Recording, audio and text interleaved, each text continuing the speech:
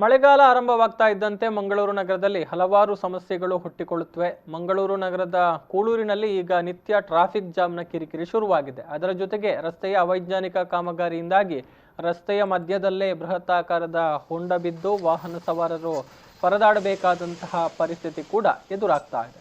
ಕಳೆದ 2 ದಿನಗಳಿಂದ ಮಳೆ ಸುರಿತಾ ಇರುವಂತಹ ಪರಿಣಾಮ ರಸ್ತೆಯ ಮೇಲೆ ಹಾಕಿದ್ದ ಡಾಮರು ಕಿತ್ತು ಹೋಗಿದೆ. ಅರೆಬರೆ ಮತ್ತು ಅವೈಜ್ಞಾನಿಕ ಕಾಮಗಾರಿ ಎಷ್ಟು ಗಟ್ಟಿಯಾಗಿ ಆಗಿದೆ ಅನ್ನುವಂಥದ್ದಕ್ಕೆ ಇದು ಕನ್ನಡಿಯನ್ನು ಹಿಡಿತಾ ಇದೆ. ರಸ್ತೆಯ ಮೇಲೆಯೇ ನೀರು ನಿಂತು ಹೊಂಡ ಗುಂಡಿ ಸೃಷ್ಟಿಯಾದ್ದು ಮಾತ್ರ ಅಲ್ಲ, ವಾಹನ ಸವಾರರು ಈಗ ಎದ್ದು ಬಿದ್ದು ವಾಹನವನ್ನು ಚಲಾಯಿಸಿಕೊಂಡು ಹೋಗಬೇಕಾದಂತಹ ಪರಿಸ್ಥಿತಿ. ಈ ಬಗ್ಗೆ ಸಂಬಂಧಪಟ್ಟ ಹೆದ್ದಾರಿ ಪ್ರಾಧಿಕಾರ ಕ್ರಮವನ್ನು ಕೈಗೊಳ್ಳಬೇಕು, ರಸ್ತೆಯನ್ನು ಕೂಡಲೇ ಮರುಡಾಮರೀಕರಣ ಮಾಡಬೇಕು ಎನ್ನುವಂತಹ ಆಗ್ರಹವನ್ನು ಈಗ ಸ್ಥಳೀಯರು ಮಾಡ್ತಾ ಇದ್ದಾರೆ.